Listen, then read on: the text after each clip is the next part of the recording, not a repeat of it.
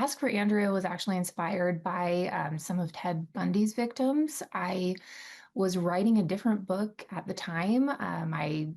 My novel Run on Red, and I watched this documentary about some of Ted Bundy's victims, and it was the first documentary I'd seen where they didn't focus so much on Ted. Like it wasn't just all about how scary Ted was. It was about the women who had brushed paths with him and their stories. And the survivor stories were so fascinating and like really got me right in the heart. And I wanted to hear from the women who had not survived so badly. And the only way that I could really do that was to, write from the perspective of these women who had died. So I decided I was going to, it just stuck with me so much. I wanted to hear from them. So I wrote that book based on those women, and, kind of felt my way through taking through their perspectives.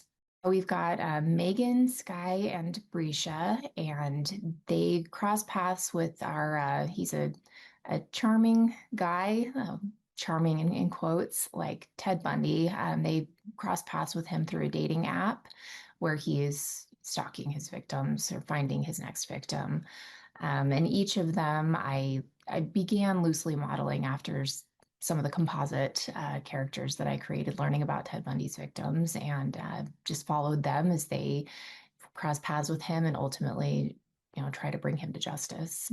The irony of this book, it's arguably been my most successful book, by a lot. And I don't really read ghost stories myself. I don't love supernatural stories. So when I set out to put these ghosts into this book, I wanted them to be as unghostly as possible. I didn't want there to be a lot of walking through walls and making the house shake and, glowing eyes. I wanted them to just be women, like dead women. And so I sat there and I thought about all of the things that, you hear about in real life ghost stories or things that I've experienced. Like we've all seen the lights flicker. We've all felt like kind of a hunch that we don't know where it came from. And we've all felt, just whether we want to call it energy or whatever. So I wanted these ghosts to be able to coexist with the real world. And so I sat there and I just thought about all the things, dreams. I thought about all the things that could make these ghosts as real as possible.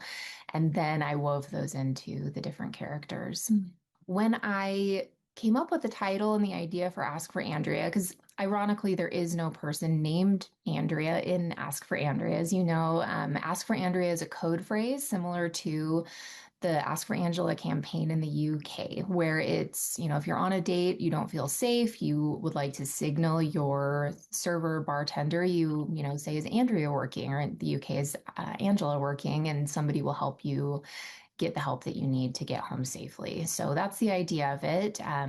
So I wanted to kind of bring that into the US. And but in the book, I don't really the first book, Ask for Andrea, I don't really talk about how that campaign got started, who Andrea was, and I've had readers reach out to me over the years, and I was like, well, I'm not really sure. I know that she was a person, and I know that this campaign came from somewhere like Ask for Angela, but I never intended on writing a prequel or a sequel to that. I mostly like standalones, but kind of like the first idea for the book just grabbed me out of nowhere. I really got grabbed with the idea for writing about who Andrea was. I finally figured out who she was, and that set me putting my current project aside and writing a prequel for that book. It was a little bit intimidating since that book, Ask for Andrea, was very well loved by readers, which is incredible. So I didn't want to mess with that if I didn't have a really good plan of what I wanted to do with the prequel. But it's worked out, and that prequel has really met a great reception, which has been really lovely to see. It was an interesting process because I wanted the two books to be complete standalones. I didn't want you to have to go back and read Ask for Andrea if you hadn't already, or vice versa. So I didn't really, it had been since 2022 since I had read Ask for Andrea.